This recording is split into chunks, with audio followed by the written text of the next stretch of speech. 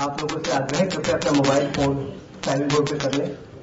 Please put your phone on silent mode. नमस्कार। CAG Citizens for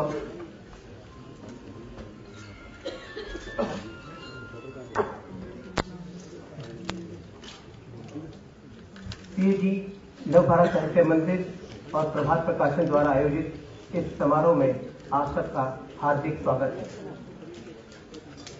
I welcome all guests to this event in which books on the thought, vision and the life of BJP Prime Minister candidate Honorable Shri Narendra Modi will be launched and the dialogue on Moditva will be conducted.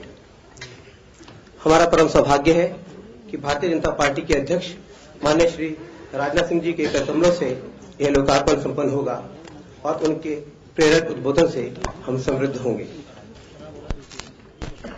आज इस मंच की शोभा बढ़ा रहे हैं वरिष्ठ राजनेता doctor स्वामी,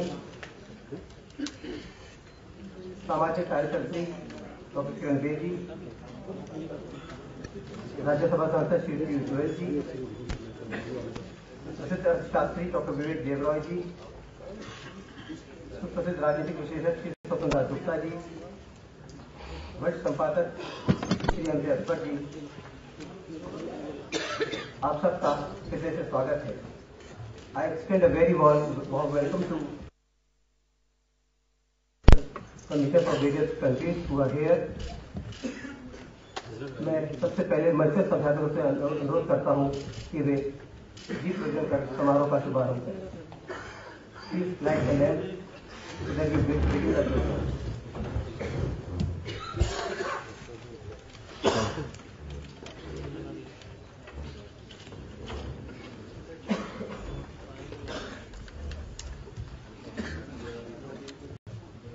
बता देना इसके साथ लगा।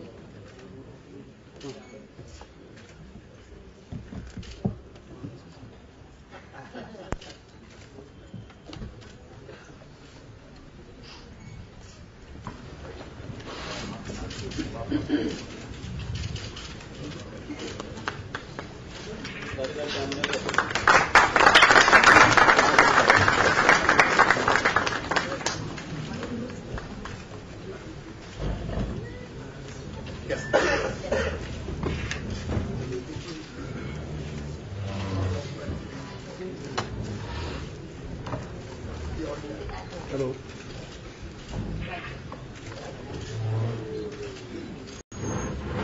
अब बंद करो। हाँ बोल रही है।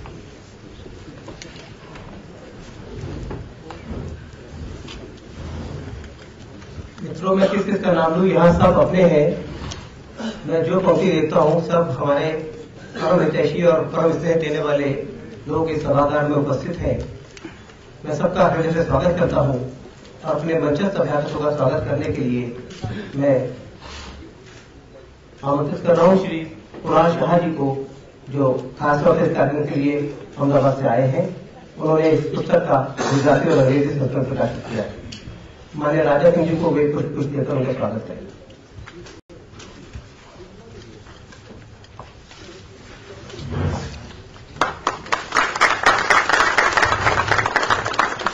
डॉक्टर स्वामी को कुछ देने के लिए मैं पीयूष जी को आग्रह करता हूं।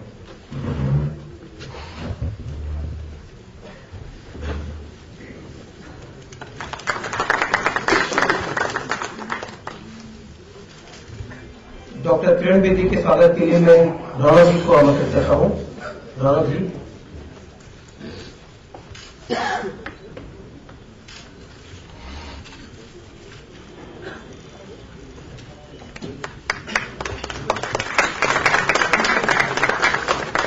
श्री एम अकबर जी का स्वागत करेंगे श्री पीयूष जी प्रभात प्रकाशन से।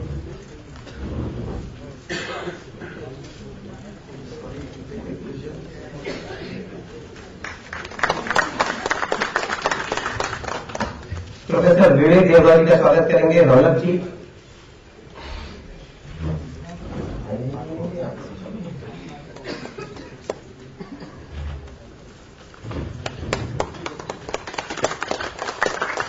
श्री स्वप्रकाश गुप्ता जी का स्वागत करेंगे श्री कुणाल जी।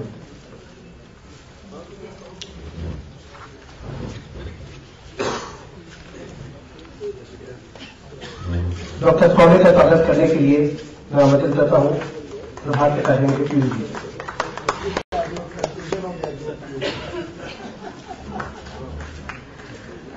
पीयूष गोयल जी भी हमारे इसमें है, बिल्कुल बड़े भाई की तरह। मैं पीयूष जी से आग्रह करता हूं पीयूष जी का स्वागत करें।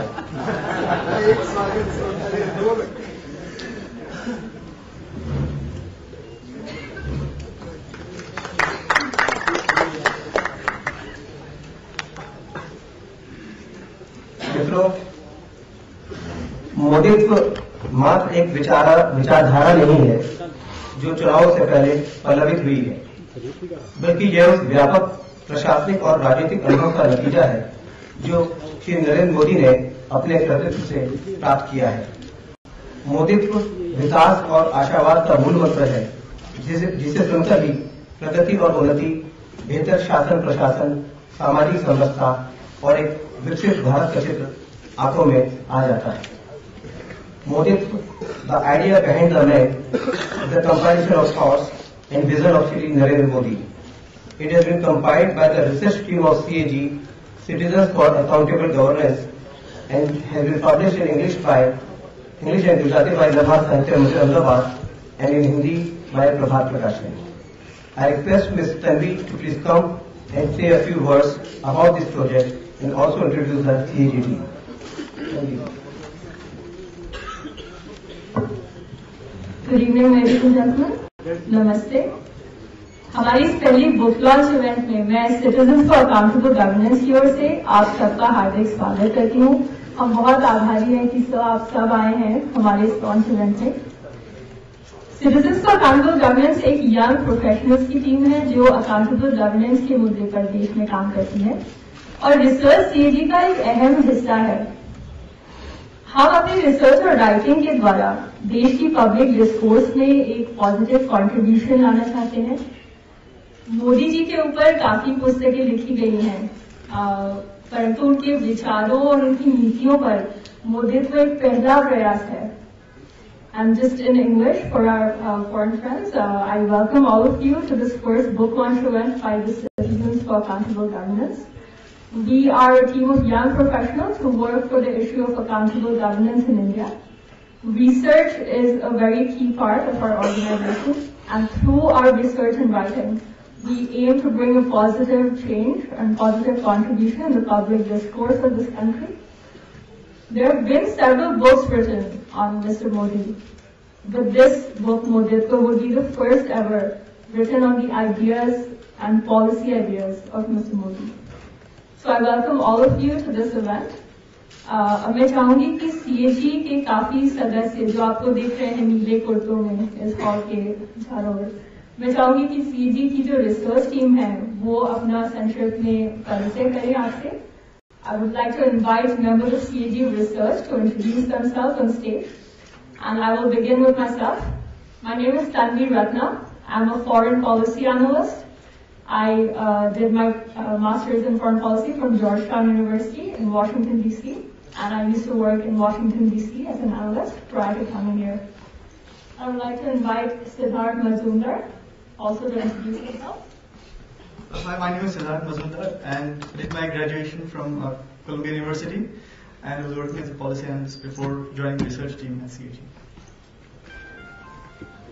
Hi, my name is Karishma Malik. I've studied in institutions like SRCC, IIM Calcutta, worked at BCG, and after all my experience, I have understood why Modi ji and his ideology is right for our country, and that's why I'm here today offering my full support as part of the team from CAG. Hi, good evening. I'm Nidal Sharan. I have done my MBA from SLITM and a marketer by profession. I've worked with companies like Vodafone, Taj, Airtel, and a proud Indian who really wants to make some difference, whatever little I can. So I'm in this team. Thank you. नमस्कार, मेरा नाम सूरज कुमार सिंह है। मैंने IT Kanpur से MSc integrated mathematics and scientific computing में किया है और मैं गोरखपुर उत्तर प्रदेश से बिलोंग करता हूँ। Thank you. Hi, my name is Siddharth Maheshwari. I'm an entrepreneur by profession, and I'm an alumnus of IIM Bangalore and an engineer. Thank you. Hi, my name is Teesta Thakur. I did my graduation in economics from, my master's in economics from IGIDR Mumbai, and I worked with IFMR in Chennai for some time. Thanks everybody for your attention. I would like to hand the ceremony over to Mr. Prabhat. Thanks, sir. वैसे युवा एक अच्छे काम के लिए अपने अपने career को छोड़कर नरेंद्र भाई के विचारों को आगे बढ़ाने के लिए जुड़े हैं और निश्चित रूप से ये युवा देश के भविष्य है और जब ये इतने आत्मविश्वास से भरे हुए हैं तो मुझे लगता है भारत का भविष्य भी बहुत आत्मविश्वास से भरा हुआ होगा। और मैं आग्रह करता हूं माननीय राजनाथ सिंह जी से कि वे मोदित्व के इंग्लिश, हिंदी व गुजराती संस्करणों का लोकार्पण करें। आई रिक्वेस्ट माननीय Rajnath ji to please launch the book Moditva in Gujarati, English and Hindi.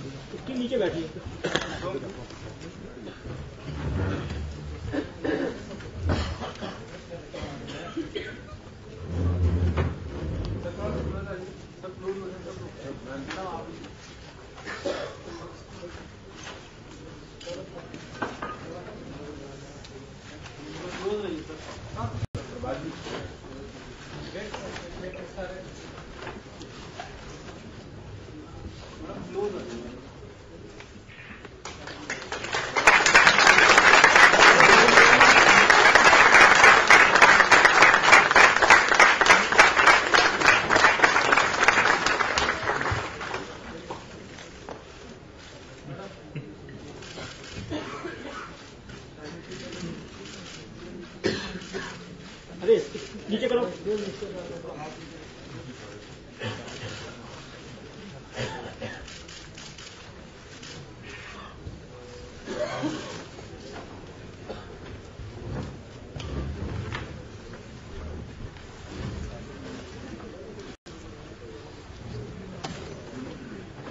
बहुत धन्यवाद आदरणीय राजनाथ जी।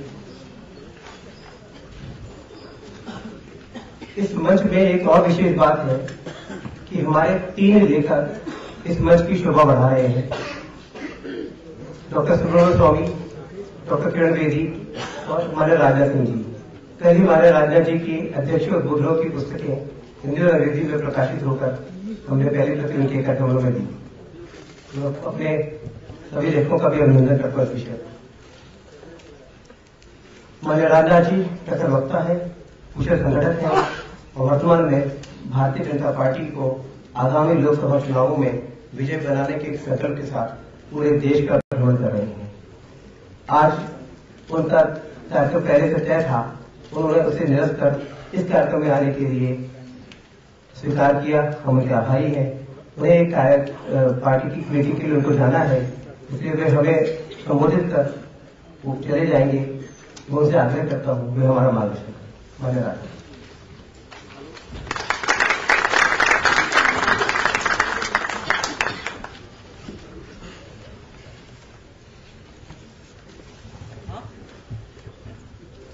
प्रभात जी ने मेरा परिचय देते समय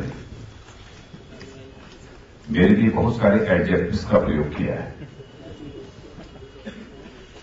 और एडजेक्टिव्स का प्रयोग करके उन्होंने मेरी कीमत आप लोगों के सामने बढ़ाने की कोशिश की है। मुझे लगता है कि जैसे आजकल हर चीज की कीमत बढ़ रही है, शायद उसी रॉ में प्रभात जी ने हमारी भी कीमत बढ़ाने की कोशिश की है। आदरणीय डॉक्टर सुब्रमण्यम स्वामी जी, श्री शिवपंडाजी गुप्ता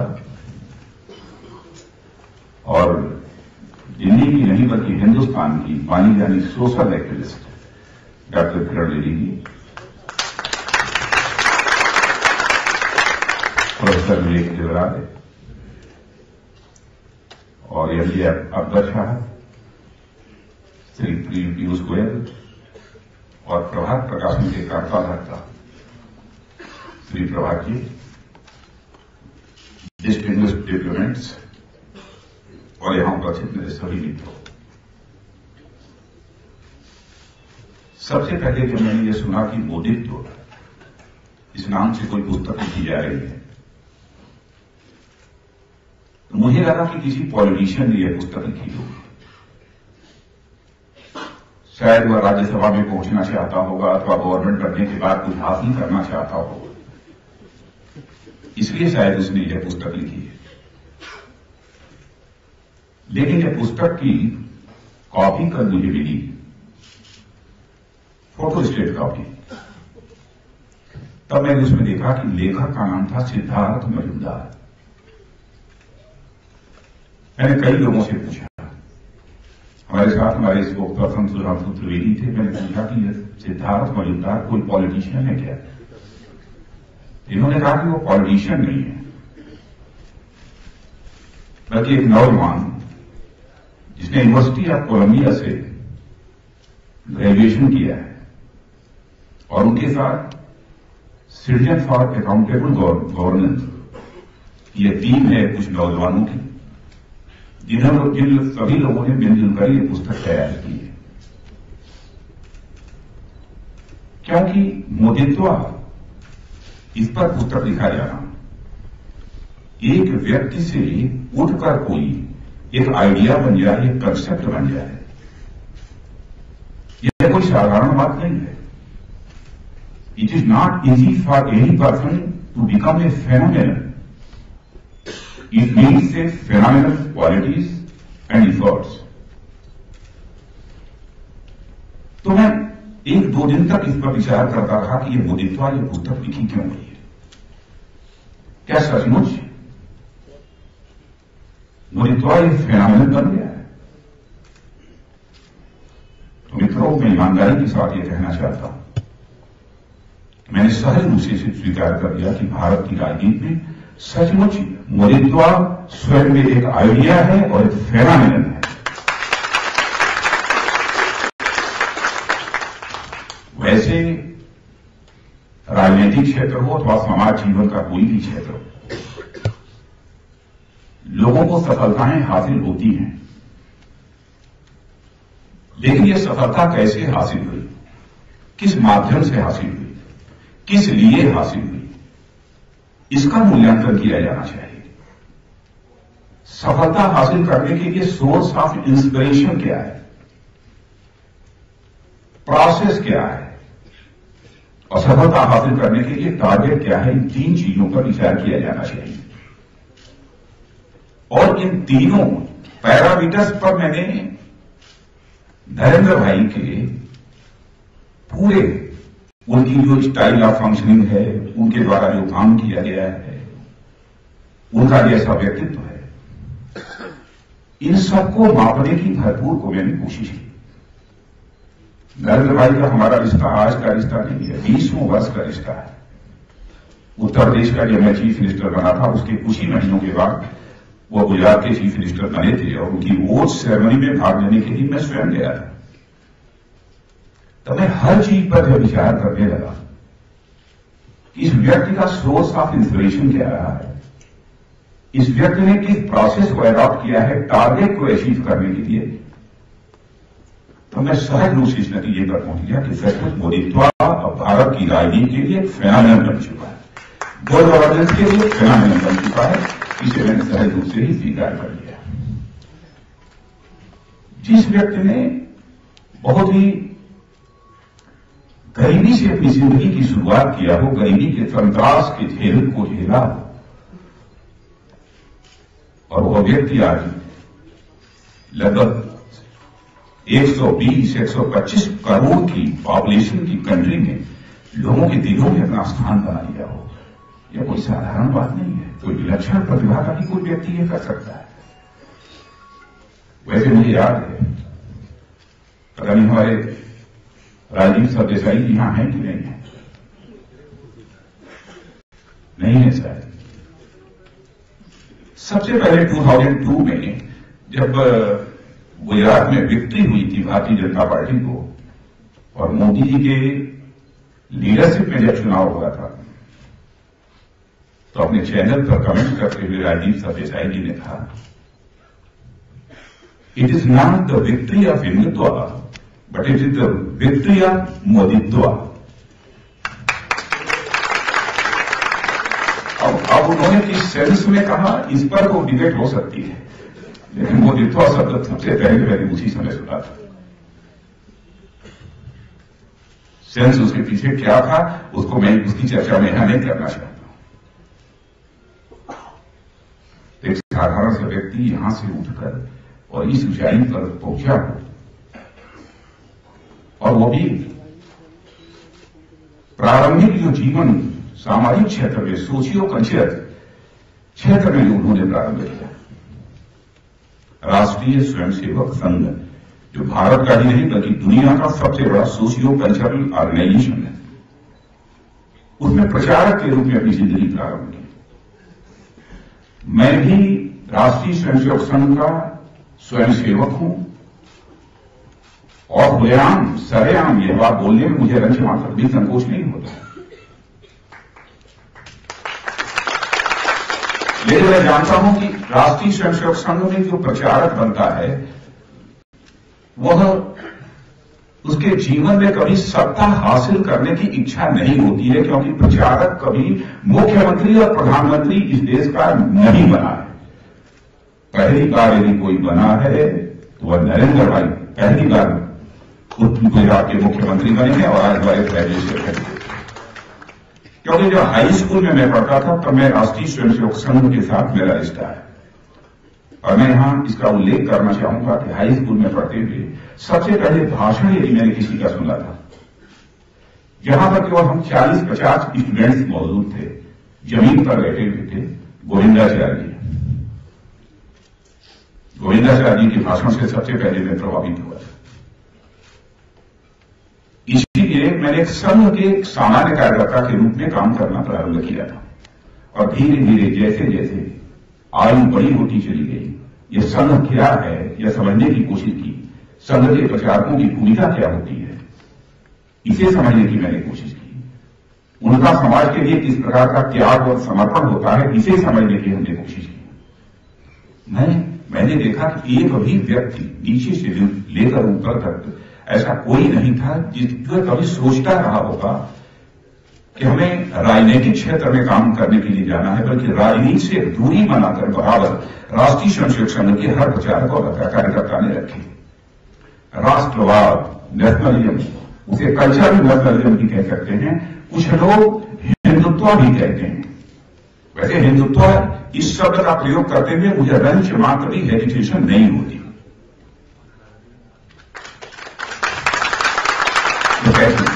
तो उनका एक सोर्स ऑफ इंस्पिरेशन क्या था? आरएसएस यानी कल्चरल नेशनलिज्म। कल्चरल नेशनलिज्म इसका मतलब से कुछ लोग हिंदुत्व कहते हैं, तो मैं हिंदुत्व भी कहना चाहता हूं। प्रोसेस यानी जीवन में प्रचारक के रूप में उन्होंने कार्य प्रारंभ किया। और टारगेट क्या था? टारगेट यही था कि हम भारत को एक महान भारत बनाना चाहते हैं, ऐसा भारत जो केवल धनवान ही न हो सारे विश्व में, बल्कि ज्ञान और विज्ञान में यानी साइंस और टेक्नोलॉजी में भी सारे विश्व का नेतृत्व कर सके, एक ऐसे महान भारत का हम निर्माण करना चाहते हैं। सोच यह थी, भारत को हम पुनः विश्व गुरु बनाना चाहते हैं। और मैं जानता हूं राष्ट्रीय स्वयंसेवक संघ में यदि भारत को विश्व गुरु बनाने की बात करते हैं तो केवल भारत के इकोनॉमिक डेवलपमेंट की बात नहीं करते। केवल इकोनॉमिकली डेवलप्ड होने से कोई कंट्री विश्व गुरु नहीं बन सकती। इकोनॉमिक डेवलपमेंट के साथ साथ स्पिरिचुअल डेवलपमेंट भी होना चाहिए, तभी जाकर भारत विश्व गुरु के पद पर आसीन हो सकता है। और सचमुच जिसकी इसमें आस्था होगी वही राष्ट्रीय स्वयंसेवक संघ का प्रचारक बनना और स्वीकार करेगा। उन्होंने सोचा भी नहीं होगा कि मैं कभी मुख्यमंत्री बनूंगा, प्रधानमंत्री बनूंगा। यह उनकी सामाजिक सांस्कृतिक क्षेत्र की भूमिका थी, सोशियो कल्चरल सेक्टर की उनकी भूमिका थी। और उसके बाद राजनीतिक आंदोलन, जेपी आंदोलन में भी बड़ी सक्रिय भूमिका का उन्होंने निर्वाह किया।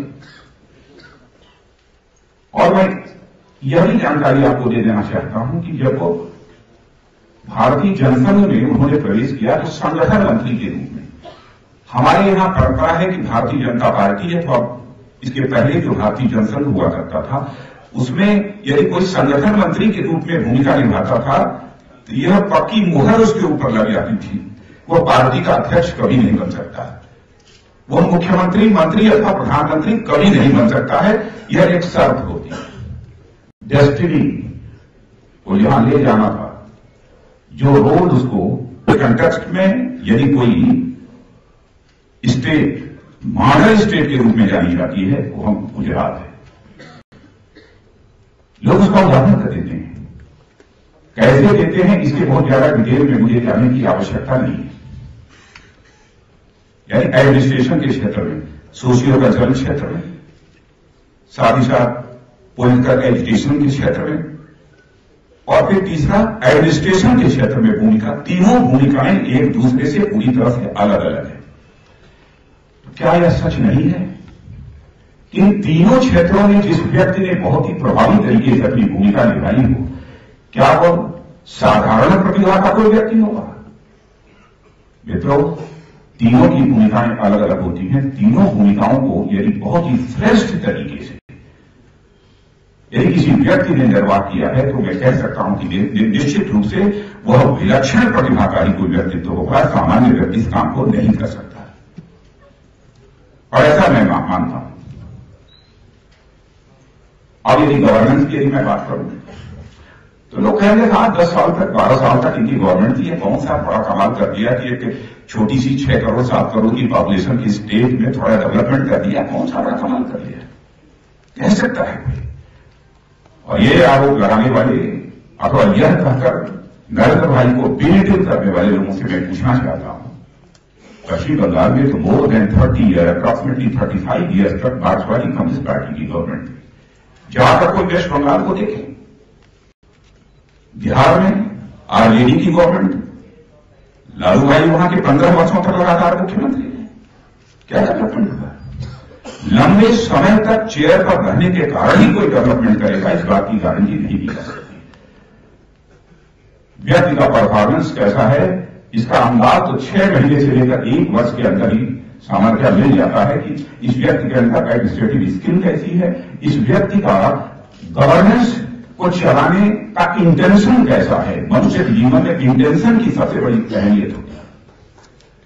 आप चाहे जितना भी बड़ा काम करें, लेकिन इंटेंशन यदि आपका क्लीन नहीं है, नीयत यदि साफ नहीं है, तो परिणाम कभी भी अच्छे नहीं आ सकते, सुखद नहीं आ सकते। इंटेंशन का भी मनुष्य के जीवन में बहुत बड़ा महत्व है। यदि इंटेंशन यदि खराब रहा होता कि हमको सत्ता का सुख भोगना है, तो मैं समझता हूं शायद वैसी वो गवर्नेंस वो न देगा।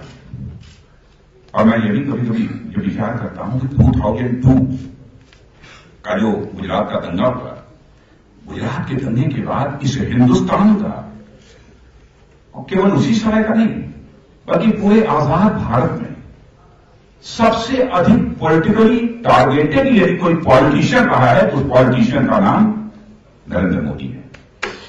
सबसे अधिक पॉलिटिकली टारगेटेड कोई व्यक्ति रहा है तो नरेंद्र मोदी। कैसे कैसे उनके ऊपर आरोप लगे।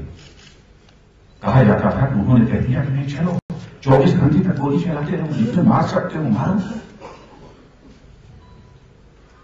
क्या इसकी कल्पना की जा सकती है? मैं भी स्टेट का चीफ मिनिस्टर रहा हूं, मैं कॉन्फिडेंस के साथ कह सकता हूं कि मित्रों, कोई भी चीफ मिनिस्टर ये कभी नहीं चाहता है कि हमारे चेयर पर रहते हुए, चीफ मिनिस्टर की चेयर पर रहते हुए हमारी स्टेट में किसी भी प्रकार की एनार्की पैदा हो, कोई नहीं चाहता। अब आप ये कल्पना करिए कि यदि किसी के ऊपर बेसलेस एलिगेशन यदि लगाया जाता हो तो उसको कितनी मानसिक त्रासदी, कितने साइकोलॉजिकल प्रेशर का सामना उसको करना पड़ता होगा, इसकी आप सहज कल्पना कर सकते हैं। डेवलपमेंट उन्होंने क्या क्या किया, कैसे कैसे किया, इन सब सारी चीजों की चर्चा मैं यहां नहीं करना चाहूंगा क्योंकि हमारे कई वक्त का यहां पर। लेकिन कोई कह सकता है कि आप भारतीय जनता पार्टी के अध्यक्ष हैं, आपकी पार्टी ने उन्हें प्राइम मिनिस्टर कैंडिडेट के रूप में प्रोजेक्ट किया है, इसलिए आप उनकी प्रशंसा कर रहे हैं।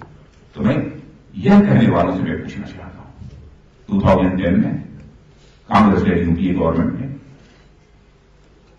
20 पॉइंट प्रोग्राम के इंप्लीमेंटेशन में सर्वाधिक श्रेष्ठ, सबसे अच्छे स्टेट के रूप में किसी को रिकॉग्नाइज किया तो वो स्टेट थी गुजरात।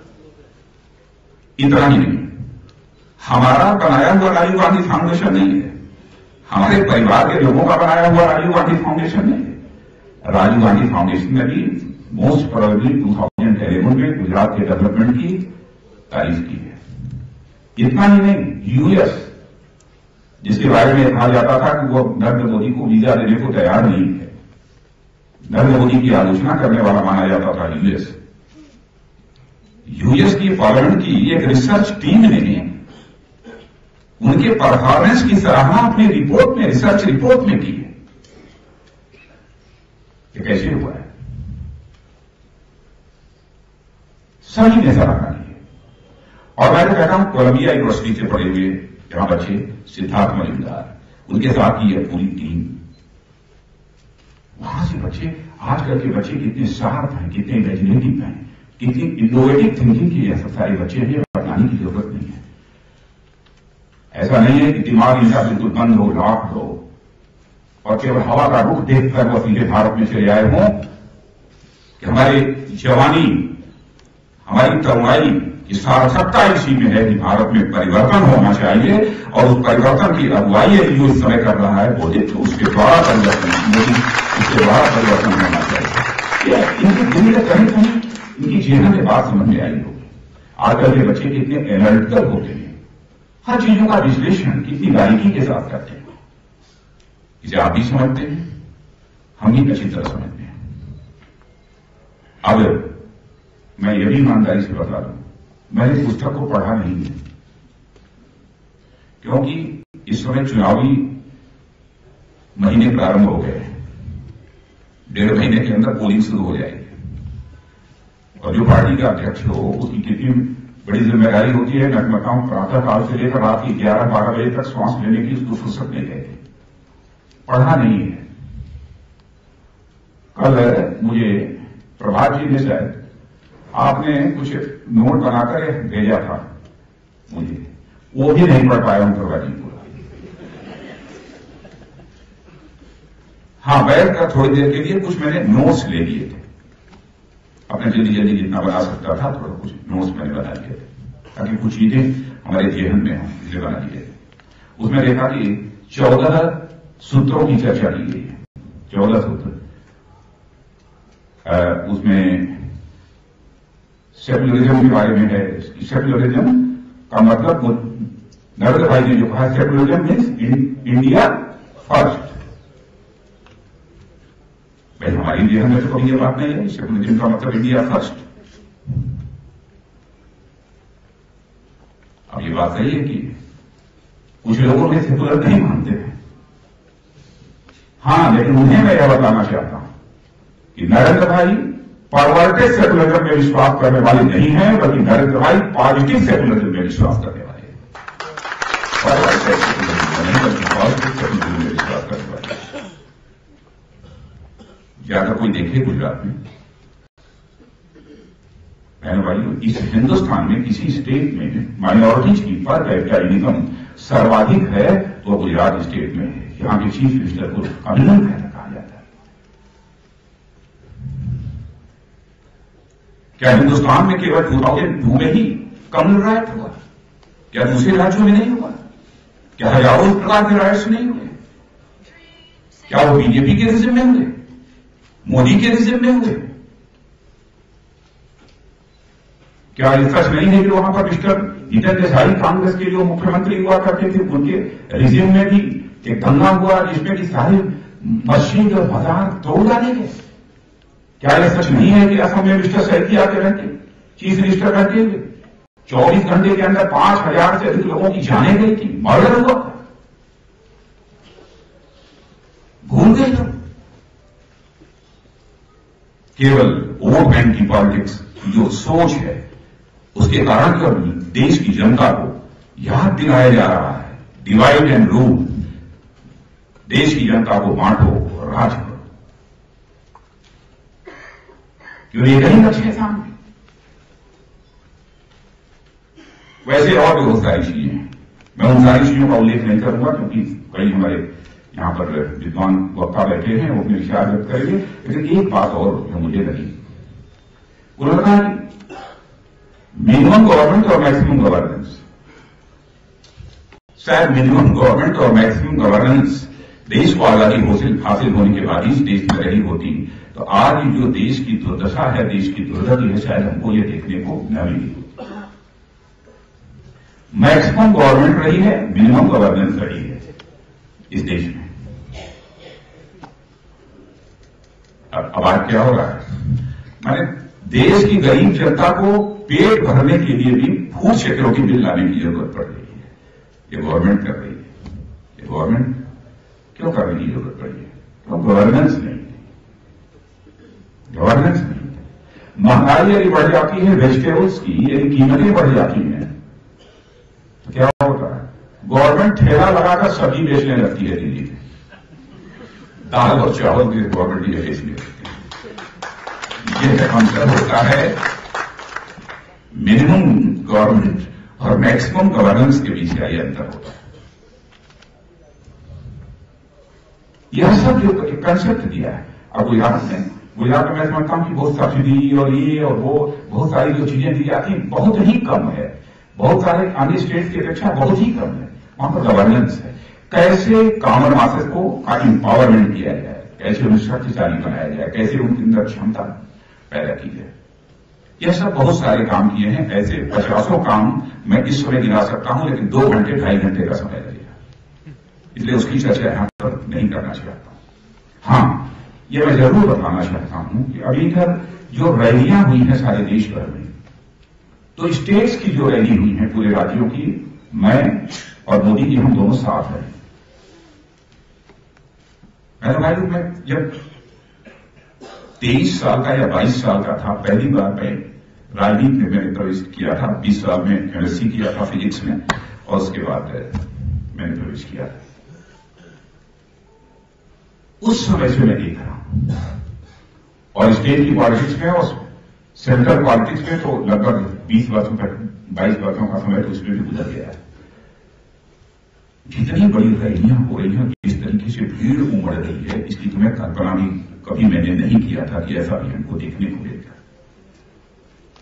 और ऐसा होता है कि कभी केवल भीड़ लाई जाती है, लेकिन भीड़ यदि स्वयं यदि किसी को सुनने आती है और उस भीड़ में नौजवानों का जो उमंग और उत्साह देखने को जो मिलता है, ज्वार जो उनके अंदर देखने को मिलता है, मैं कह सकता हूं ये भी मोमेंट था कि उस समय थोड़ा ये ज्वार हमको नौजवानों के अंदर देखने को मिलता था, लेकिन आंदोलन के प्रति वह ज्वार था। लेकिन व्यक्ति के प्रति ज्वार स्वतंत्र भारत के इतिहास में पहली बार हमको देखने को मिला है तो नरेंद्र भाई की रैलियों में। ऐसा ज्वार मुझे इसके पहले कभी देखने को नहीं मिला। नवयुवकों को के अंदर क्या देखते हैं, जैसे लगता सारी चीजों का केंद्र वो नवयुवक को ही मानते हैं। तो उसकी एनर्जी का मैक्सिमम यूटिलाइजेशन, प्रॉपर यूटिलाइजेशन कैसे किया जा सकता, जैसे मैंने कहा कैसे उसकी स्किल डेवलपमेंट किया जा सके, इनोवेटिव आइडिया उसके अंदर पैदा हों, इसके लिए कैसे उसको इंस्पायर किया जा सके, उसकी मैक्सिमम जो कैपेसिटी है, एफिशिएंसी, उसका प्रॉपर यूटिलाइजेशन कैसे किया जा सके। इन सब सारी चीजों के संबंध में बहुत सारे विचार हैं, और मैं समझता हूं इधर तो शायद कई घंटे इधर गोवा में मई महीने में जब मैं इलेक्शन कैंपेन कमेटी की मैंने घोषणा की थी, मैंने घोषणा करने वाला मैं सब कुछ नहीं हूं, मैंने नहीं किया कुछ, हमने जो पार्टी का सर्वसम्मत फैसला था वही किया। 13 सितंबर को भी प्रेसिडेंशियल कैंडिडेट के रूप में, चूंकि पार्टी का अध्यक्ष था इसलिए मुझे घोषणा करनी थी, इसलिए मैंने किया। लेकिन यह काम मैंने ही नहीं किया, हमारी पूरी की पूरी पार्टी ने मिलकर इस काम को किया, पूरी की पूरी पार्टी ने। तब से मुझे बहुत लंबे समय तक साथ रहने का अवसर मिला है और भिन्न भिन्न विषयों पर उनके साथ हमारी बातचीत हुई है। तो यह जो एक फेनोमेनन है सामाजिक, राजनीतिक और प्रशासनिक क्षेत्र में गवर्नमेंट में काम करने का, और जो उनकी तरह तरह की सोच है, इसे हम मोदित्वा यदि कहते हैं तो मैं समझता हूं ये एग्जैजरेशन नहीं होगा, यह आश्चर्यपूर्ण नहीं होगा। इसलिए मैं सच में बधाई देना चाहता हूं ये अपने सिद्धार्थ मलिंगार को और उनकी पूरी टीम को, और प्रकाशन के लिए प्रभा जी मैं सचमुच आपकी इतनी तारीफ करूं कि आपने ऐसी ऐसी पुस्तकें अपने प्रकाशन के माध्यम से प्रारंभ की हैं, ऐसी ऐसी पुस्तकें प्रारंभ की हैं, और मैं देखता हूं कि बराबर हमारे प्रभा जी इस प्रकार के कार्यक्रम आयोजित करते रहते हैं। मैं प्रभात प्रकाशन को भी अपनी तरफ से बधाई देना चाहता हूं और मुझे विश्वास है आगे कुछ इस प्रकार की पुस्तकें और भी हम लोगों के सामने आएंगी।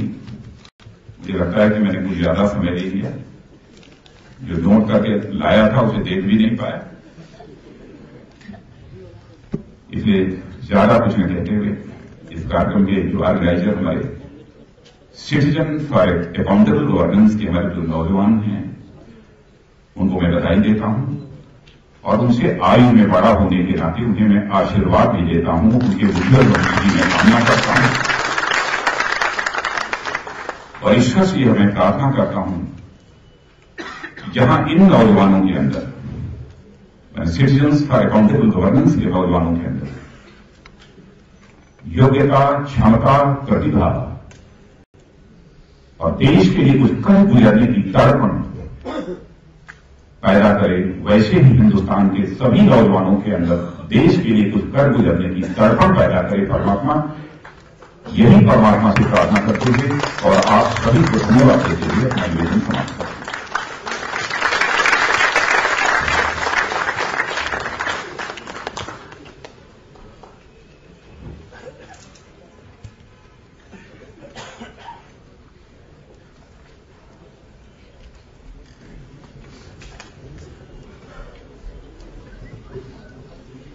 पूर्व विधायक कार्यक्रम में माननीय राजा जी को जाना है, मैं उनका बहुत आभारी हूं।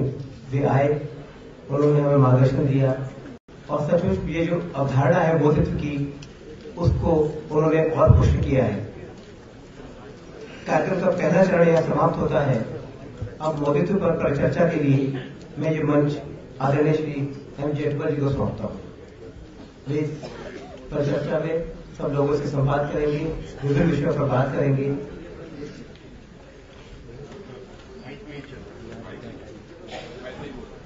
साउंड जरा माइक को चेक करें प्लीज। मैं इस गुस्ताखी के लिए मैं क्षमा चाहता हूँ, मजबूरी है इसलिए जाना पड़ रहा है, क्योंकि मैं सबको सुनना चाहता था डॉक्टर स्वामी जी को, हमारे स्वपन दास जी को और डॉक्टर किरण जी को, विवेक जी को, सब सारे लोगों को, लेकिन मैं ये गुस्ताखी कर रहा हूं, लेकिन मुझे विश्वास है कि आप लोग मुझे माफ करेंगे, मेरी मजबूरी को समझते। बहुत बहुत धन्यवाद।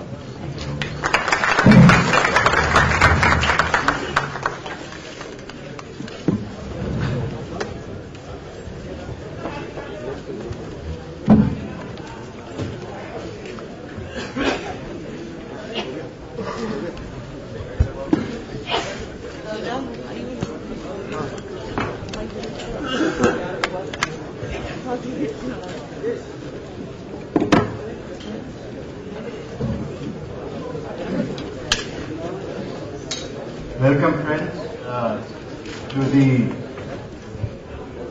discussion part of this afternoon. We are starting with Dr. Swami and Dr. Vivek Dev Roy. I don't know if Dr. Swami will be pleased at the fact that the media has started leaving when you're going to speak.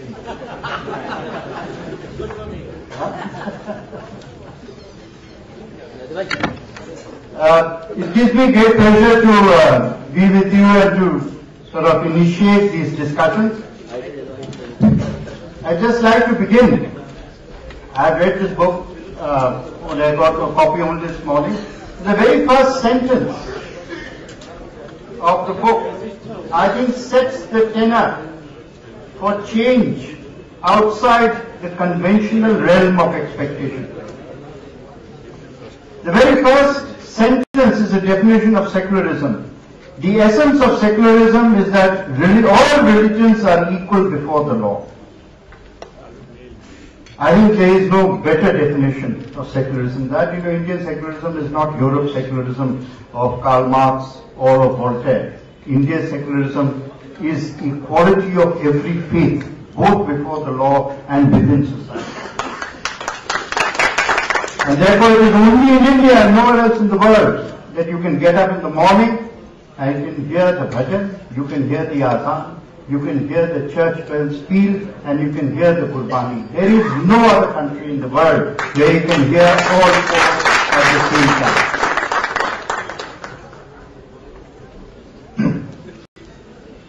It is only then that India will prosper.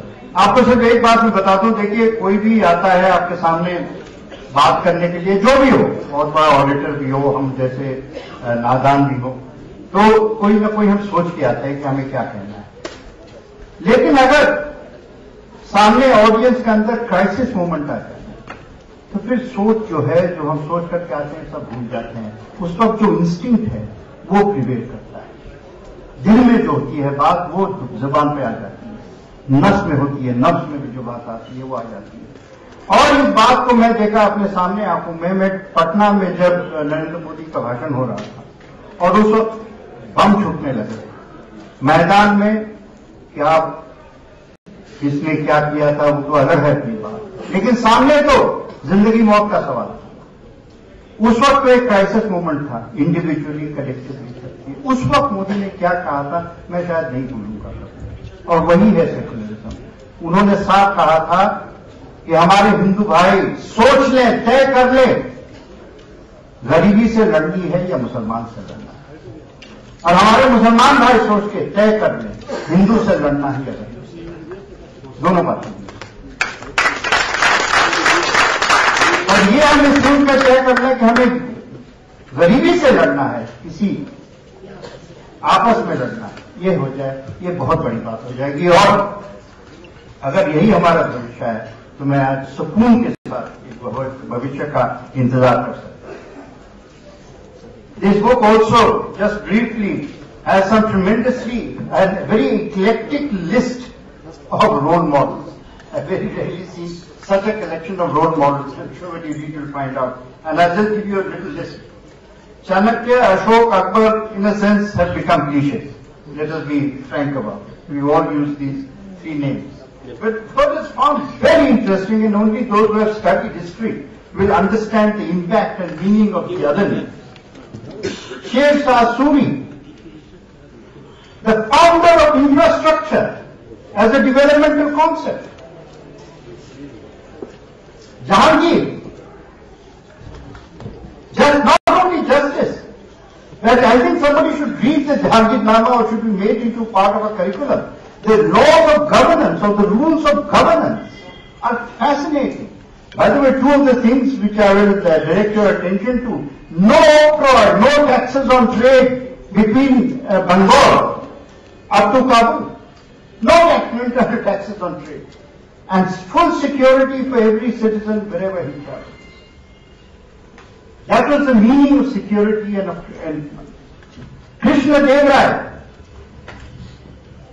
From there to Thatcher. But most interesting was the citation of the Napoleonic Code as the basis of what should be secularism. That France will be a Catholic country, it doesn't matter, but every religion has equality before the law.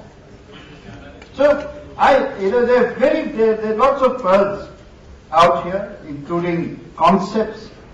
Minimum government, maximum governance you've also heard. I just want to leave a thought with you that all manifestos in any election are equal.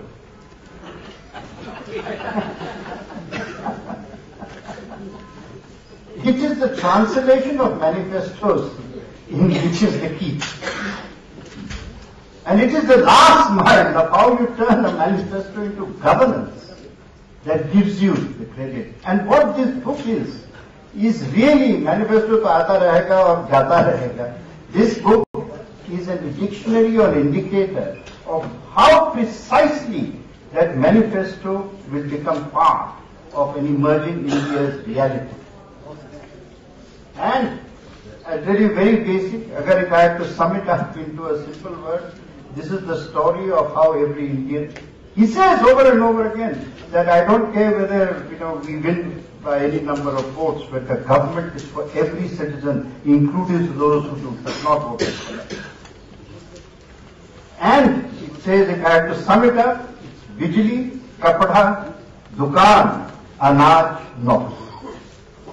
These are the 5 essentials which are essential for India and will be the basis. And I just want to leave this thought that when we began with secularism, let me end. Let us remember, and this is what this reminds me, onions and potatoes have no religion. Blood and sweat have no religion.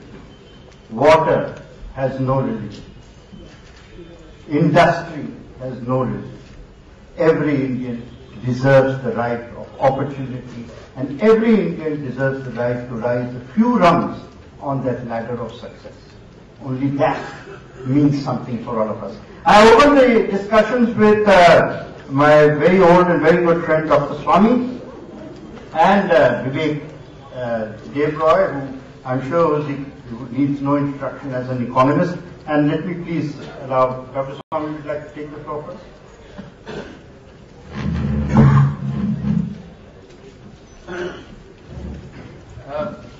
After that, there will be an opportunity for a few brief questions. My only request to you, please keep it questions. Dr. Swami is the one speaking, not those asking questions. How much time is people here?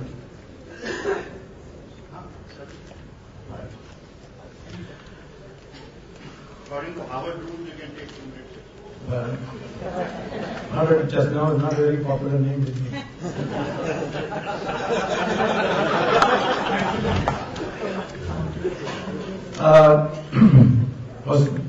Mr. Chairman, distinguished panelists, first I want to congratulate the CAG for bringing out a book which is very, very appropriate at this moment of time, because the world over there is an acceptance that Mr. Narendra Modi becoming the next Prime Minister has a very, very high probability. What the world in the beginning should know is that Narendra Modi is not a thinker who, in economics, which is the topic assigned to me, thinks in the traditional framework of the way the economics is taught all over the world. He is, in my opinion, a person who has articulated in practical terms what long ago Dindayal Upadhyay had formulated as the theory of integral humanism. Throughout his writing, speeches, and what has been extracted here in this book, the emphasis is material progress must harmonize with spiritual development. The economics that is taught all over the world is one-dimensional theory, which is purely how you can either profit or maximize your profit or maximize your production. And the question of value system, it doesn't figure in any of these discussions. Going through the book, Moditva means, of course, Modiness. That is the distinctiveness of being Modi, or what is the subtitle idea behind the man. So after reading the book, I would like to present my points in terms of principles that he has initiated in this book, what comes out of this book. The first key proposition of Mr. Narendra Modi is what I would call as the market principle, where he says that people will be willing to pay for assured good quality goods and services they need for their economic activity, and there is no need to subsidize it. This he has demonstrated in the supply of electricity to farmers and industrialists in Gujarat. The second principle is that what we have to ensure as a part of this market principle is that there is a level playing field for both the producers, the competitors, the consumers. And when you apply this principle, certain things which look as if you are against the market principle can easily explain. For example, the question of Walmart coming to India. Walmart will come to India with the benefit of receiving funds from American banks at 2% interest. And they will be able to participate in the cheap labor that India has. If the existing Indian traders have to compete with Walmart, they will have to access capital at 12 to 18% and compete with Walmart for the same cheap labor. This is not a level playing field. And it could be made overall, there could be a compensation if the Americans would allow our companies to take our labor to their country and build roads and houses and so on, where we have an advantage, and draw on the capital, cheap capital of America.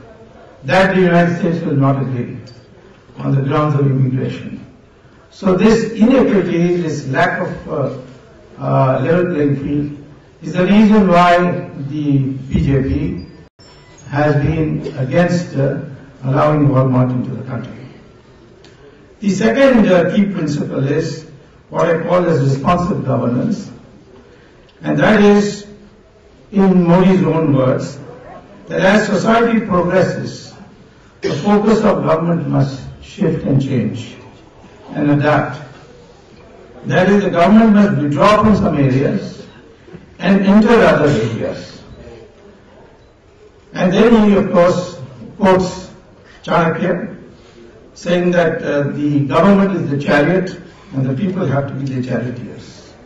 So this less intrusive government, more extensive government, a healthy balance that is to be achieved between authority and accountability, is what he has called as the participatory budget. The third key proposition that comes out of this book is known as what I call as the optimization principle. That in every economic decision there is not only private costs and private profits or gains, but there is a social cost and a social gain. And therefore, for example, if you have a factory which pumps in smoke into the atmosphere, the factory owner may make profit, but the society loses because the health hazard that it creates. Or if somebody starts a orchard, then a person next door can set up a beehive and benefit from the fact that the bees can go and extract honey from the blossoming flowers before the fruit. So these are things which are part of the social gains which he wants to focus, and therefore he has advocated that every economic decision must take into account the social cost and social benefits. The fourth key principle that comes out of his writings is that of decentralization. If I may put it in a simple way, what essentially he's saying is that if you have a complicated problem, of an n-dimensional complicated problem, you convert it through decentralization into n problems of one dimension each, which are easy to solve. Instead of taking the n-dimensional problem as a totality, you break it up through decentralization into simpler problems. And the final, the example I can give you is what the Japanese did to the American radio and television industry. The Americans were producing Motorola and so on, were producing radios in a greatly integrated production system, where the material came through one door and the transistor or the radio or the television came out of the other door. What the Japanese did was they took the transistor, for example, the radio, and broke it up into several parts. and had each part produced in a small industry in that framework where the overheads were very low. And therefore the cost of production came down steeply, and that's how the Japanese were able to put Motorola and American companies in these areas out of business. Finally, throughout Narendra Modi's writings, we find great emphasis on productivity and innovation. We all know that but for innovation, the growth rates would have accelerated over the last 200 years the way it did. Railways, SMS steel plant made a big difference to industrial revolution. Then jet engines, fax machines, teleprinters, they made a big difference in the early 20th century. Internet now has completely transformed the way production is conducted now, and the transaction costs have come down. So Mr. Modi, in his writings, his speeches, shows that this is the focus that has to be given. And after all, if India has a population below the age of 35 of more than 70%, this is the young population which will produce the innovation. And we have got many areas where we can produce new innovations. The use of thorium. We have got probably 40% of the world's thorium deposits. Uranium will be exhausted by 2050. So to convert thorium into usable uranium and thereby generate power is a great advantage we have. Or to use our research to bring in hydrogen fuel cells for automobiles, which the Japanese are already doing. So these are the 5 principles that emerge out of my reading the book. And they're very cogent principles. It's a new way of viewing economic development and economic policy. And I think this original way of thinking is more suited to our culture, our value system, and therefore I very congratulate the publishers of this book, and particularly the Prabhat publishers and Mr. Majumdar for putting together this, Majumdar and his team for putting this book for the benefit of the people. Thank you.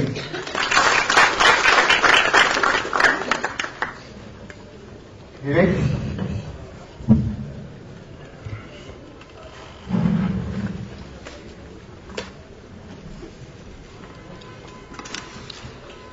Thank you, Mr. Chairman and ladies and gentlemen. Let me begin by thanking Siddharth and CAG for having given me the opportunity to read the book and for having invited me here. I think people who asked for CAG audits never anticipated that a CAG audit would be applied to an individual or a chief minister or a state government. I dare not disagree with what Dr. Swami has said, because I will never hear the end of it. So therefore, let me add some principles to the list that he's already given. And when I say this, I'm going to draw a slight distinction between what has already happened in Gujarat and what Mr. Modi contemplates for India. It's a bit of an artificial distinction, but it is a distinction still worth remembering. And most people who will probably read this book and react to this book will look at it from the lens of what is likely to be implemented in India. And those 14 items that Siddharth and his team have chosen, quite understandably, reflect a certain bias. There is a subjectivity, it's inevitable. Had I been asked to list out some principles from Gujarat, I would have listed probably a different set of principles. So let me flag for you some items which I don't think are adequately directly mentioned in that book.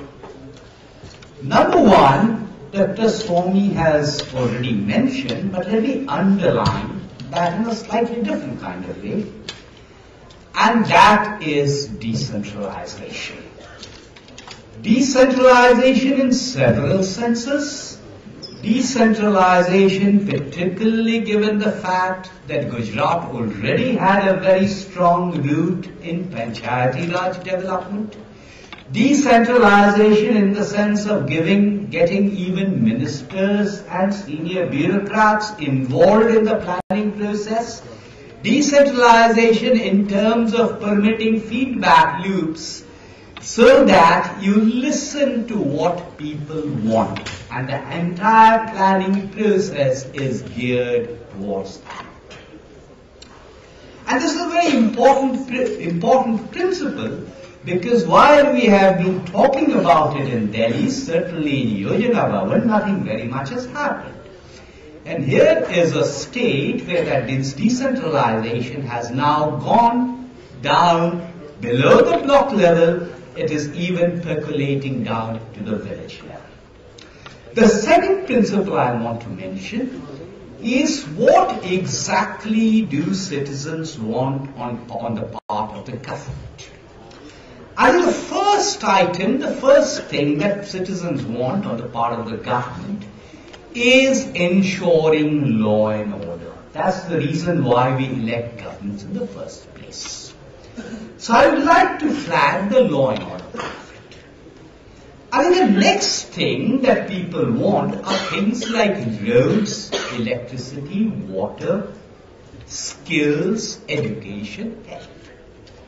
And what I want to mention here is the explicit recognition that the government cannot necessarily do everything. And why does the government have to do everything? If I can ensure that there is private provisioning, why should government financing necessarily be linked with government provisioning? And I can give you examples of this in Gujarat, and I can give examples of that from Mr. Modi's speeches. The third item, which I think is extremely important, is whether you have a good policy or whether you have a bad policy, that has to be implemented by the bureaucracy. If you do not empower the bureaucracy, if you do not enthuse the bureaucracy, there is no way development or governance, however you define those terms, is going to happen. And one of the things that's happened in Gujarat is, again, I don't have the time to give you specific examples, is this empowerment of the bureaucracy, this involvement of the bureaucracy. And when I'm talking about the bureaucracy, I do not mean only the All India services. The cutting edge and the blunting edge is below that. So when I'm talking about the bureaucracy, I'm really talking about below that. Connected with the bureaucracy very quickly, there are issues of budgetary processes which have gone through changes which are not adequately recognized. There are issues of breaking down the silos across government departments and ministries. I'm talking about state government, which also are not adequately recognized. And finally, the last principle, which is that in the last resort, beyond that enabling framework, beyond that enabling environment, beyond the provisioning of the physical infrastructure, the social infrastructure, if I'm going to have anti-poverty programs, poverty fundamentally is a household characteristic. It does not have anything to do with religion, caste, gender, ethnicity. So therefore, the anti-poverty programs and development, and MJ referred to it in an indirect kind of way, they have nothing to do with whatever subsidies one is going to have. These principles represent what might be called the Gujarat template. There is no Gujarat template. This is a template that every state government should be following and adopting. It's a different matter that very few actually have. Interpreted in these terms, what is important about Gujarat is not whether the growth rate has been 8% or 7.5% or 6.3%.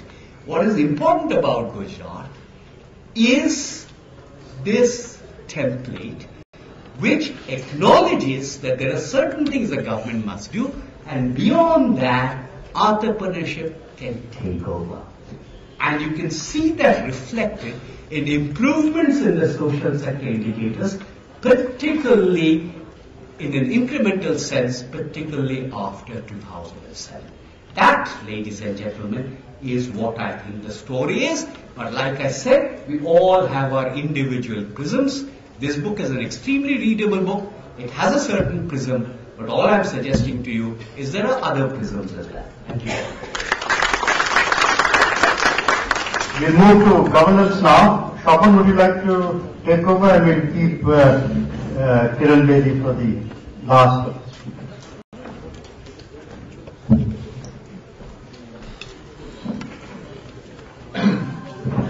Thank you, MJ. I'll be extremely brief because I think you had an overdose of speeches today.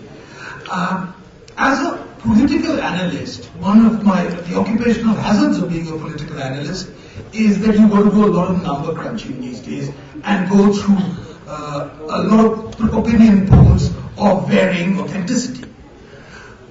Now, one of the common features of these opinion polls, which I have found, is that invariably the popularity of Narendra Modi exceeds the popularity of the BJP by something between 15 to 20%.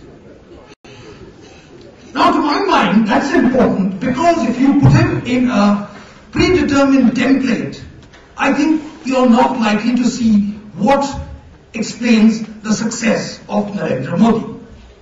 So Narendra Modi has to be seen, of course, within the prism of the BJP, but he's got to be seen something which is a little different. My contention is the popularity of Narendra Modi lies because he is in many ways a rebel. A rebel against the system, a rebel against entrenched interests in society, some of whom I find are represented here. He is a rebel against all the assumptions which have guided what we mean by the India story. Now, let me be a little more candid.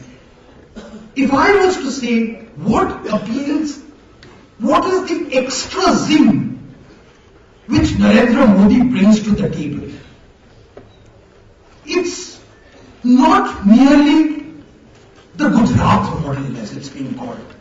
Because in a national election, the theory that one size fits all is best left to the Planning Commission, an institution which I hope we will see the last of after May 2014. But every state has its own dynamics. Every state has its own culture. Every state has its own rhythm. To mindlessly transplant what took place in Gujarat into a different cultural and economic context doesn't make any sense. But what does make sense is to learn from certain approaches which we can profit from. And I think the success of Narendra Modi beyond Gujarat, incidentally when he came onto the national platform, everyone assumed, oh my God, India is not Gujarat. Of course it's not Gujarat. But the success of Narendra Modi was precisely because he knew India wasn't Gujarat, and his popularity was because of certain wider appeal. And the first iconoclastic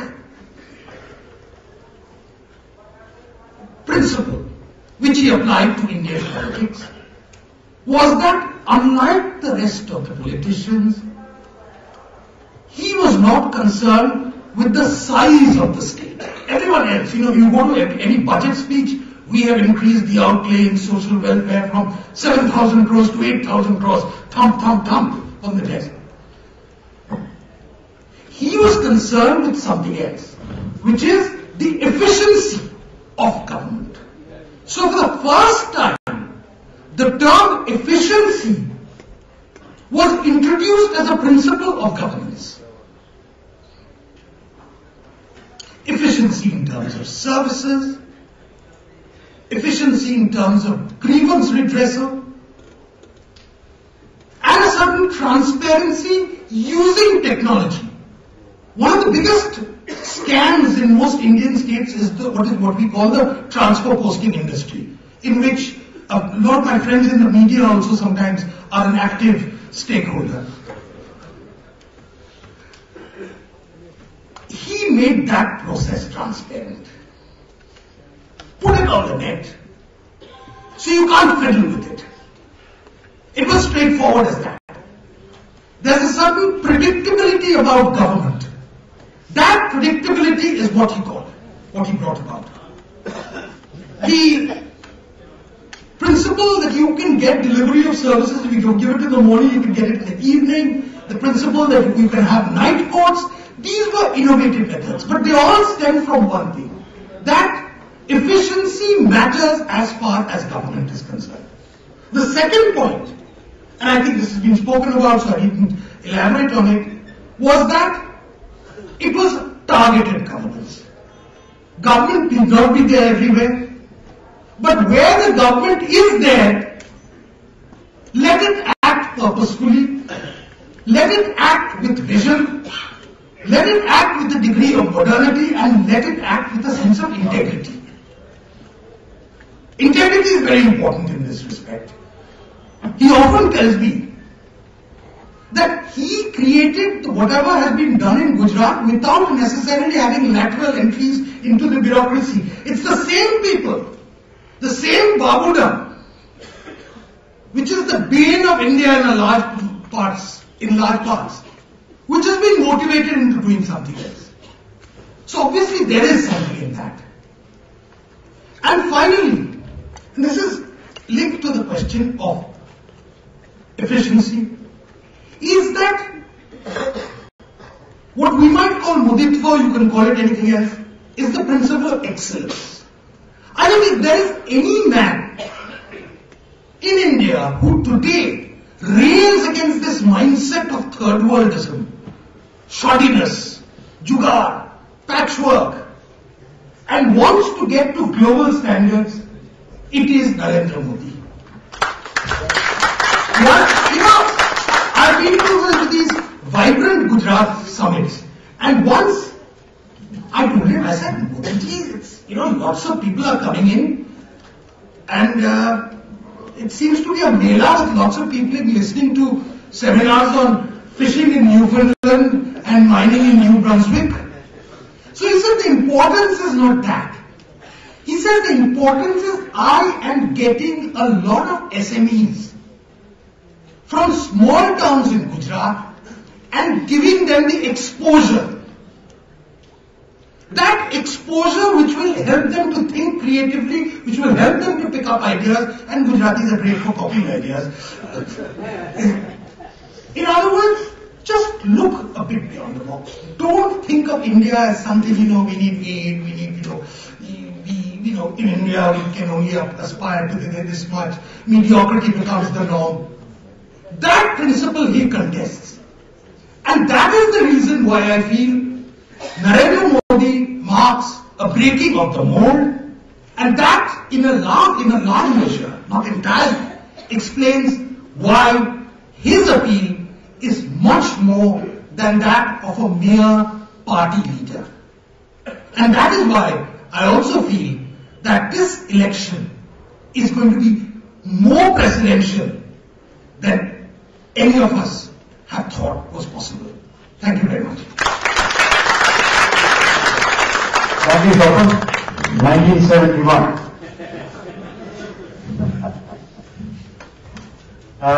Finally, not finally, Piyush will round up things. Let's have some Q&A. They've all got 6 o'clock deadlines. We'll ask Kiran, please.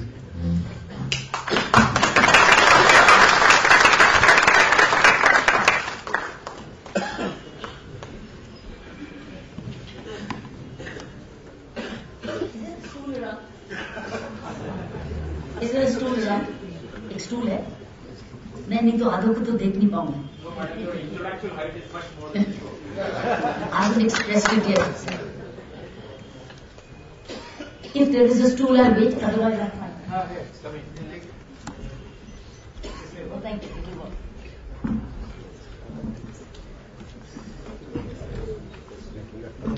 Yes.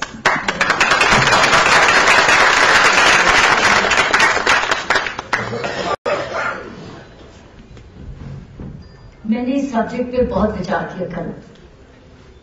मेरे मन में एक flow of speech नहीं आई. मेरे मन में कुछ प्रश्न आए और कुछ पॉइंट्स आए और मैंने वो पॉइंट्स आपके सामने रखूंगी. पहले तो मैं बहुत खुशी महसूस कर रही हूं कि मैं इस तरीके की ऑडियंस में आई. शायद मेरे लिए ये पहला मौका था. मुझे आपने मौका दिया, मैं उसकी बड़ी आभारी हूं. क्योंकि मैं इस तरीके के मिक्स ग्रुप में शायद जिंदगी में मेरे लिए पहला मौका हुआ. इसलिए मैं बहुत प्रिविलेज महसूस कर रही हूँ और एक कर्तव्य भी निभा रही हूँ. इसलिए out of that sense of commitment in duty I gave a lot of thought to this. And what did not flow from my mind was a flow of a speech. For the first time it happened. Instead, as I said, I had questions. So less government, more governance. Here are my 5 cannots for Mr. Modi. Because now we expect if Mr. Modi comes as the Prime Minister of this country, and as you know, weeks ago and months ago as an individual voter, I said my vote is for Mr. Modi. I said it. And I said it. And I said it for somebody who doesn't declare political inclination, but I said it. Because I was finding that things are getting too chaotic. And I didn't want to risk my future for chaos. I wanted some order. And I'm basically a police officer at heart who values order, who values peace, who's been dissipating chaos and bringing order last 35 years of policing, who believes in peace and reconciliation, believes in punishment but also reform.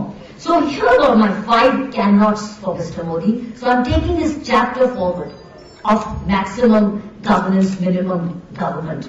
So these are 5 cannots which Mr. Modi, when he comes if he does, from Gujarat to the center stage, what are his 5 cannots? His more governance cannot begin without the elected members of parliament of his government in power or with his party in power, observing a proper 365 days of code of conduct. This is my first cannot.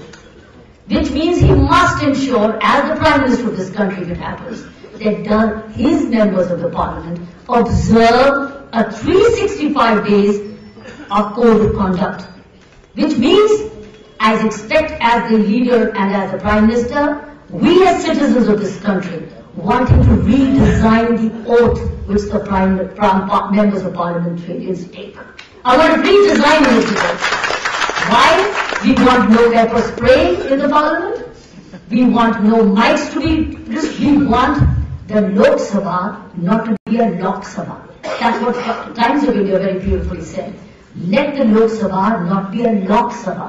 We want it to be Lok Sabha. And we don't want the Rajya Sabha to be a Raj Sabha. We want that to be a Rajya Sabha. How does he ensure that? To my mind, the governance will begin with the way the parliamentarians will function. To my mind, this is the biggest challenge before him as a different kind of Prime Minister who leads the Parliament and the Lok Sabha and Rajya Sabha towards performance rather than disruptions. So this is my first cannot, which he cannot, as he wants to be having maximum governance, minimum government, to establish that how do his members of the Parliament and his party perform. Second, the government in power cannot be in maximum governance, with Parliament delivering the least, as I said. These are my 2 points combined. Third, cannot be in maximum governance without the right officers at the right place. Without the right officers at the right place. And to my mind, here are the key right officers and the key positions which changes the destiny of that place. I've experienced this 35 years. Whenever we got the right police commissioner, we moved on. When we had Mr. Ved Marga, we did a lot. When we had somebody else, we had problems which are still under investigation for us. And God knows how long they will. So what I'm saying is, he cannot have maximum governance if he doesn't put in place a system of right people for the right post. Which means, which are those posts I'm looking at? I'm looking at beginning with the right cabinet secretary. The cabinet secretary oversees all 100 union government secretaries. What kind of cabinet secretary we have? Because the cabinet secretary is a very important link between the rest of the secretaries and the Prime Minister's office. Therefore, what kind of cabinet secretary does he bring to the table? What kind of person does he begin? And secondly, how is the selection done? Is it by himself or is it tripartite? Does he involve the leader of opposition also? And does he bring in an independent person also to select a cabinet secretary which is acceptable to all, which is trusted by all, which is valued by all? So what are the other key positions? The chief secretaries of states. The moment you have the right chief secretary of the state is in good hands. The moment you have a weak chief secretary, you have Uttarakhands. That is the result of a collapse of administration. So what I'm saying is, he wants minimum government, but maximum governance. And that comes through right chief secretaries, right director generals of police, and right revenue commissioners. If he ensures this as a Prime Minister of a system where these three positions, that means he assures administration and effective coordination, he assures law and order by right director generals of police. At the moment we look for the weakest. We look for the weakest and not the most efficient, but the weakest. We need to find the strongest and the most strongest and professionally sound. Revenue takes care of revenue generation, which means huge amount of money in the kit. So that means you got money, you got law and order, and you got governance, you got administration. You can't do with less government then. Next point, which he cannot wait, is cannot keep emptying the government money, putting into leaking buckets. He cannot. He has to check the plugs, he has to plug the leaking buckets. He cannot just keep emptying. What we are looking for is immediate leadership and populism, where you bring money, save the money from one account and put into leaking buckets. So in the end, we just keep borrowing money every year. We live on borrowed money. He has to ensure that all the leaking buckets are stopped. That alone will ensure good governance. And last, fifth point, which is cannot, is he cannot ignore the 2 crore public servants we have in this country today, and it was rightly mentioned. It's top to bottom. So while we talk about the chief secretaries, the DGPs and the revenues, we've got to have the bottom-up approach. We literally have 2 crore government employees in this country. Literally 2 crores. To be exact would be 1.74. We literally have, I'm employing all municipal employees, half contract employees. We literally, this country has 2 crore. How do we deal with them? And so they cannot stay at a 19th century mindset with 20th century government processes with 21st century needs. How does he as a Prime Minister address that? 2 crores. That means we need to link them. Now, I'm on the final five cans, which he's doing. But I'm looking at the 5 cans. I finished with the cannots. So let me look at the 5 cans.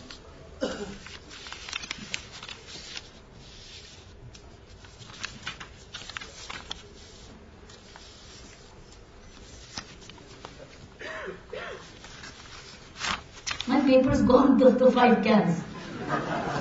It's missing. Probably it's left in the car, doesn't matter. I'll tell you the 5 cans, which I recalled from the paper. I've got only the last one sheet. But the 5 cans I told you about is the right appointments that he can. I mentioned about it, which was not the cannot, because without that he doesn't. The second can is citizen charter and the grievance redressal. The citizen charter and the grievance redressal must come from below. Because how does the 2 crore? He can. Which means all the 2 crore go through a whole training program of the citizen charter and the grievance redressal. If it comes by ordinance, excellent. I think the future government would be gainer. If this government doesn't bring it by ordinance, bring it anyway. And some states already have a civil delivery system. They already have. Chhattisgarh has in many states. That's why they've been voted back to power. Because they did it. When they did it so well, the whole country needs it. That's the second can is citizen charter, grievance redressal with a foreign system that I need help. I need this legal assistance. I think that's a very vital point where the postings, transfers, systems of the civil services which I mentioned, he can. Secondly is the citizen charter and the grievance redressal systems with a foreign system for help. Next point is cooling off period, which he can. The cooling off period has to come, and it applies as much to the judiciary, my friends. If we don't have a cooling off period of the civil servants at least for 2 years, how do you expect them to give the best judgments till the end? They have to go back to the common man. The civil servants, 2 years cooling has to be mandatory, which means that you will have a holiday. You may not have your favorites coming in straight away for key positions, but then after 2 years, Mr. Prime Minister, you will start reaping the reward of neutrality. These people would have gone back to the public, gone back to their private homes, gone back to be one of the public servants, got off the white ambassadors, got off the VIP culture, and then see what did they do with the people, how did they realize what was the other side of the fence. I've said this, the possible cans. Any paper left there? Let me check. There was one very good, 1 minute.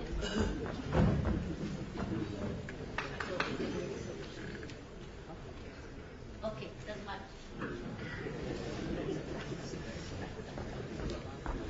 I did so much of homework for these cans.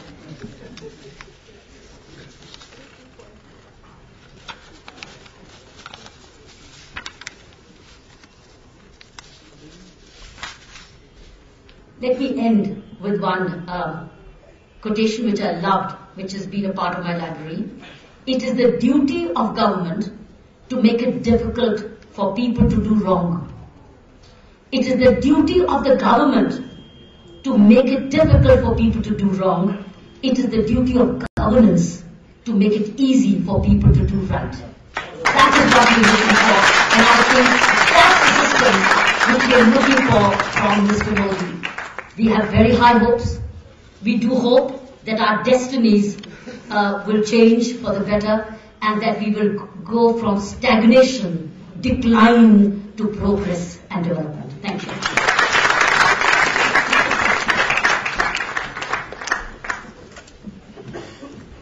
That was the fifth can. I did it. Piyush, would you like to round up? We are running out of time. Maybe I could take some questions afterwards, even if they have to go. No problem, we'll allow them some questions. Today audiences want a little more interactive participation. I'll wait, I'll stay back and answer if anybody has any questions. Thank you very much, Mr. Harper. A very, very grateful thanks to all the panelists. It was wonderful of all of you to come here today. And most importantly, I think a big round of applause for our young, enthusiastic CAG participants.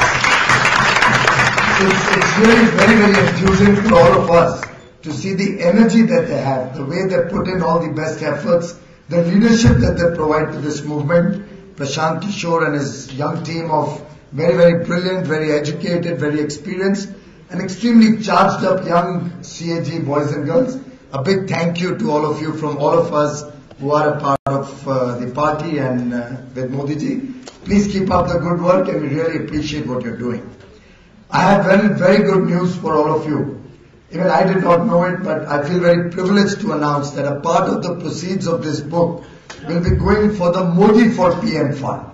They want Modi ji to be the PM, and they have voluntarily said, Saurabh and his team, that we want to give this the proceeds of this book largely for the Modi for PM fund. A very big thank you as the treasurer of the party to all of you.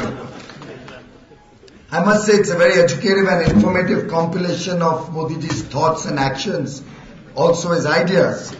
And I tried to summarize all these 14 chapters and a lot of what the panelists said. And I thought possibly it could be summarized in one sentence. End of the day, outcomes matter, not merely outlays. And I think a lot of what the panelists said, a lot of the guidance that Kiranji gave, thank you very much Kiranji for both the can nots and the to-dos. I have noted all 10 of them and I promise you they'll be escalated to Modiji, and I assure you, all of us in his team led by Modiji will be committed to your can nots and can do's, and it'll be a kind of reminder to us all the time in our public service and our duties to the nation. Well, Vivek, Swapanda, Kiranji, Dr. Swami, all of them espoused different aspects of the book, and I think in a way gave us very insightful information about the book. I just thought I'll delve on 2 or 3 issues which are often debated and are often agitating television anchors about Gujarat, which I wanted to put in the right perspective. One issue that very often comes to fore is, oh, Gujarat was always doing very well. What did Modi ji do? Or Gujarat always had the entrepreneurial spirit. So what else is new? I tried to map it out in 4 or 5 issues. First of all, the legacy of growth, the so-called great growth of Gujarat, before Mr. Modi became Chief Minister, was a 4% growth. 96 to 2001, Gujarat grew by 4%. 2002 to 2012, Gujarat grew by double digits, 10% plus. And if that is not significant, I don't know what is significant. A crumbling infrastructure. When Mr. Modi took over, you saw the state of the roads in large parts of Gujarat. You saw that power was, there was a huge amount of outages. Power was most expensive in Gujarat. Power was not available for everybody. Water was not available for everybody. He set these things right. Today you have some of the best roads in Gujarat. Baroda, Ahmedabad, 120 kilometers, a 1-hour journey. Power, 24/7, the length and breadth of the state. Separate feeder lines, distribution lines for agriculture, for industry and the households. Power theft and almost no in the state. And it all ends with the lowest increase in power tariffs in the last 10 years is in the state of Gujarat. If you check the tariffs way back in 2002 and the tariffs in 2014, the percentage increase is far lower than anywhere else in India. And I have the statistics to back it up if anybody is interested. Water, nook and corner of Gujarat.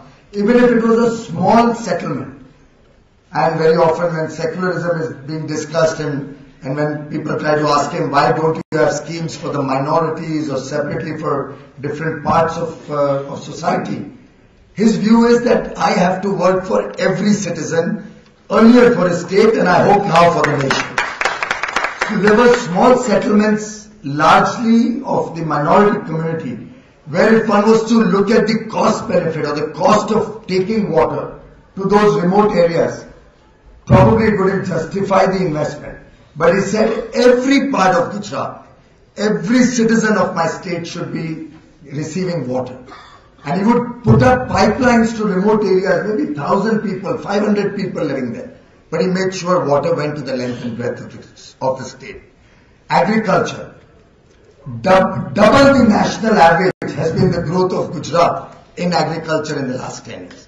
If that is not progress, I don't know what is progress. And what did he do? This unprecedented agricultural growth with modern technology, global best practices. He does not believe in benchmarking with the laggards. He always benchmarks with the best. He wants to know who's the best in the world. I'll benchmark with that. And lastly, where there were pockets of development and prosperity, he decided, for me, development has to be for all. Sauno Saath, Sauno Vikas. That was his mantra. Everybody should be together in the development story. I think these 4 or 5 issues became his mantras of government, and the 3 enabling guidelines which helped him achieve that. One, he did not believe only in acts, he believed in action. He's often mentioned that. His leadership, the visionary leadership that he showed, charted out a long-term transformation roadmap. He never thinks small, he never thinks today. He thinks of scale, he thinks of speed, and he thinks of skill, which has been also highlighted in the book. He does not believe that we have to plan for 10 years or 15 years. His plans are always what to do 50 years later. And I mentioned to you two specific instances very recently that I encountered with him. We were looking at the manifesto of the BJP for this election.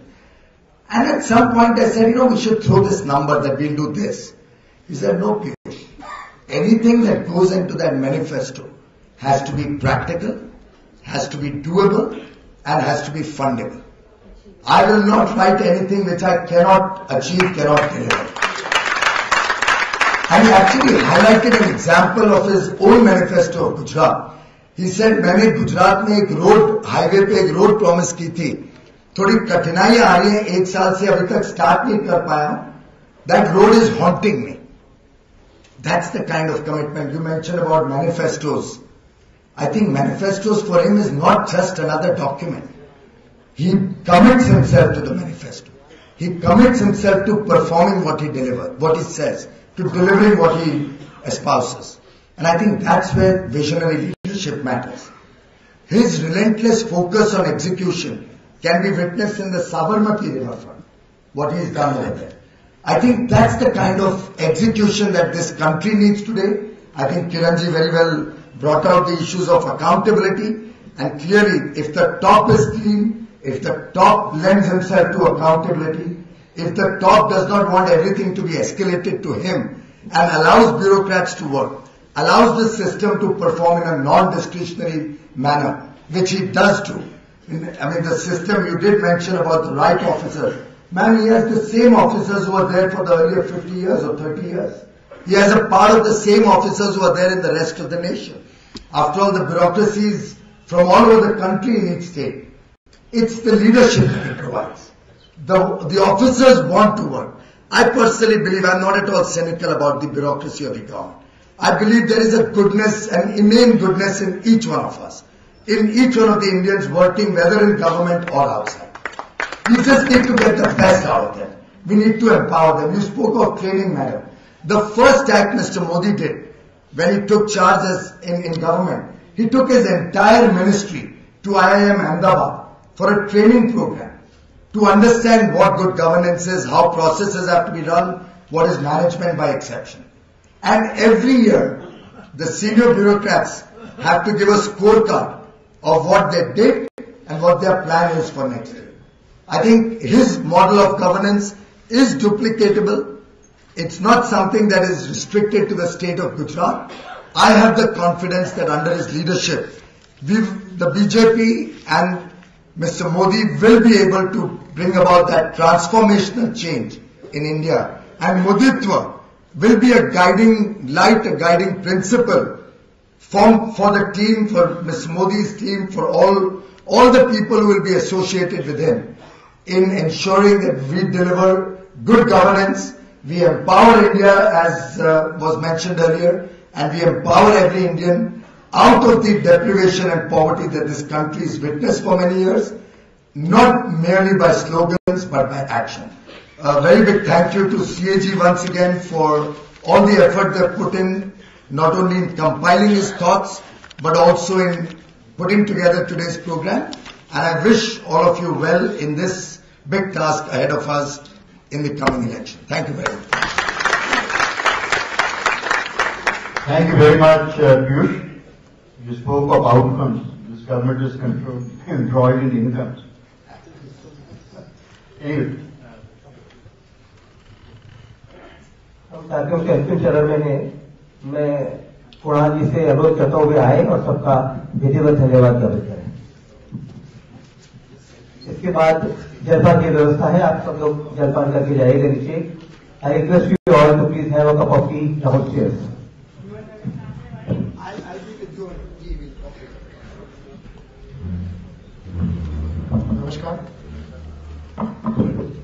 नमस्कार।